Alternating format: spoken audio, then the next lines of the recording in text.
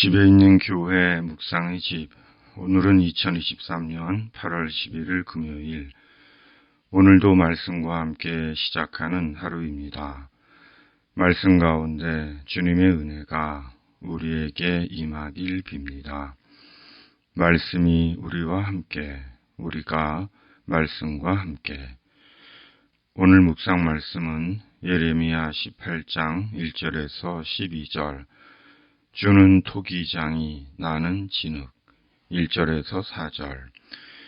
여호와께로부터 예레미야에게 임한 말씀에 이르시되, 너는 일어나 토기장이의 집으로 내려가라.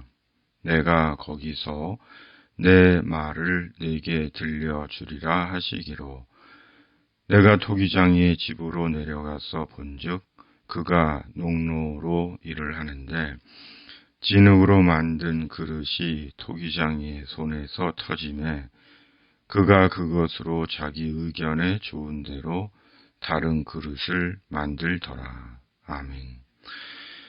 하나님께서 다시 예레미야에게 말씀하십니다. 토기장이의 집으로 가라는 것입니다.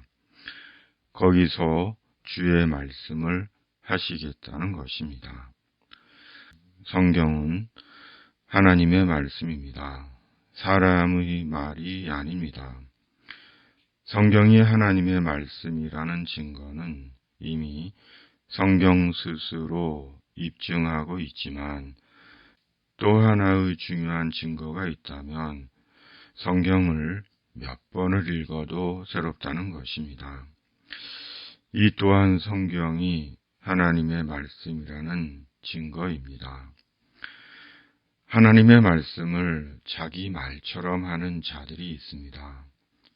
마치 자기가 성경의 저자인 것처럼 성경 위에 군림하며 자기가 하나님인 것처럼 말을 하는 자들입니다. 겸손과 진심은 조금도 느껴지지가 않습니다. 매우 위험한 자들입니다. 우리는 성경에서 하나님께 듣습니다. 그러므로 성경 말씀 앞에서의 겸손과 경청입니다. 그렇다면 하나님은 왜 예레미야에게 토기장의 집으로 가라고 하신 것일까요? 5절, 6절. 그때 여호와의 말씀이 내게 임하니라 이르시되, 여호와의 말씀이니라. 이스라엘 족속아, 이 토기장이가 하는 것 같이 내가 능히 너희에게 행하지 못하겠느냐.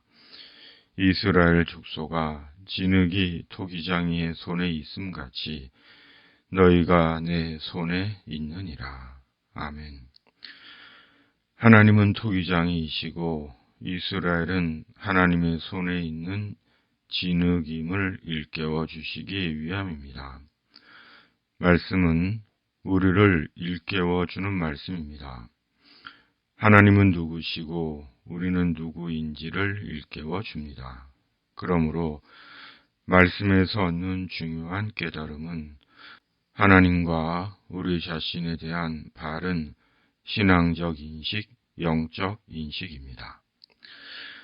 우리 신앙의 궁극적인 본질은 하나님을 더 깊이 알아가는 것입니다. 말씀을 통해 하나님을 더 깊이 알아가며 하나님과 더 깊은 관계를 맺어가며 하나님 안에서 우리 자신을, 우리 인생을 빚어가는 것입니다. 하나님은 토기장이, 우리는 하나님의 손에 있는 진흙입니다. 그리고 하나님은 말씀으로 우리를 빚으십니다. 말씀과 성령으로 우리를 아름답고 복되게 의미 있게 빚으십니다. 그러므로 말씀 앞에 겸손하고 말씀을 경청해야 합니다. 하나님은 나를 어떤 그릇으로 빚으신 것일까요? 하나님은 당신을 어떤 그릇으로 빚으신 것일까요? 또한 하나님은 우리를 어떤 그릇으로 빚어가고 계시는 것일까요? 분명한 것은 우리가 어떤 그릇이든 하나님은 하나님의 나라를 위한 그릇으로 우리를 빚으십니다. 왜냐하면 이 생 넘어, 이 세상 넘어 예수님 안에서 영원한 하나님의 나라가 있기 때문입니다. 7절에서 12절.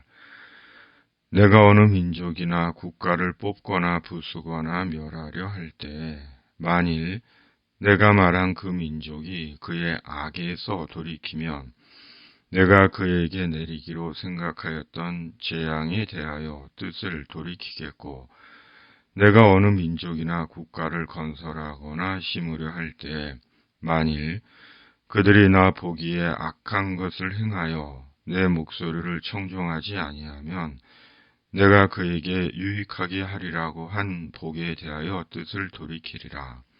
그러므로 이제 너는 유다 사람들과 예루살렘 주민들에게 말하여 이르기를 여호와의 말씀에 보라 내가 너희에게 재앙을 내리며 계책을 세워 너희를 치려하노니 너희는 각기 악한 길에서 돌이키며 너희의 길과 행위를 아름답게 하라 하셨다 하라. 그러나 그들이 말하기를 이는 헛되니 우리는 우리의 계획대로 행하며 우리는 각기 악한 마음이 완악한 대로 행하리라 하느니라. 아멘. 하나님은 예레미야를 통해 남유다에게 기회를 주십니다. 악을 버리고 하나님께로 돌아올 수 있는 기회입니다. 그러나 남유다는 하나님의 기회를 우습게 여기고 스스로 재앙을 자초합니다. 하나님은 우리에게 기회를 주시는 분이십니다. 하나님께 돌아와 하나님의 복을 누릴 수 있는 기회를 주십니다. 그리고 지금이 그 기회입니다. 우리는 하나님의 기회 속에 있습니다. 하나님의 기회를 살고 있습니다. 그 기회가 구원과 하나님의 나라를 위한 기회입니다. 하나님의 목적은 재앙이 아닙니다. 재앙은 교만과 악행이 불러온 결과입니다. 교만과 악행을 두려워해야 하는 이유가 여기에 있습니다. 교만하고 악을 행하는 자들이 너무 많습니다. 계만도 못한 자들이 높은 자리에서 악을 행합니다. 나라와 공동체를 망치고 있습니다. 하나님의 심판이 조금도 두렵지 않습니다. 하나님의 재앙이 우습습니다. 그러나 어느 순간 하나님의 재앙을 만날 것입니다. 눈물의 선지자라는 별명을 가졌던 예레미야처럼 지금은 눈물로 영혼과 공동체와 나라를 위해 기도해야 하겠습니다. 평강과 축복도 좋지만 평강과 축복을 전해야 하겠지만 그러기에는 작금의 실상이 너무 불의하고 너무 완악하고 너무 거짓된 것 같습니다. 하늘에 계신 이가 웃으시며 주께서 그들을 비웃으시리로다. 시편 2편 4절. 아멘. 오늘도 묵상의 집 가족들을 주님의 이름으로 축복합니다. 악이 더 이상 활개치지 못하는 나라와 진리와 구원의 교회를 위해 기도합니다. 주님께서 속히 이루어 주시기를 바랍니다. 병으로 아픈 당신에게 주님의 치유가 임하기를 가족의 마음으로 묵상의 집이 기도합니다. 천국 복음 위에 응원의 손을 내미시는 겸손한 당신에게 오늘도 오병이어 이적의 역사가 있기를 기도합니다. 세상의 모든 이방 민족에게 예수 구원의 복음이 전해지기를 기도합니다. 아멘. 주기도. 하늘에 계신 우리 아버지, 아버지의 이름을 거룩하게 하시며 아버지의 나라가 오게 하시며 아버지의 뜻이 하늘에서와 같이 땅에서도 이루어지게 하소서.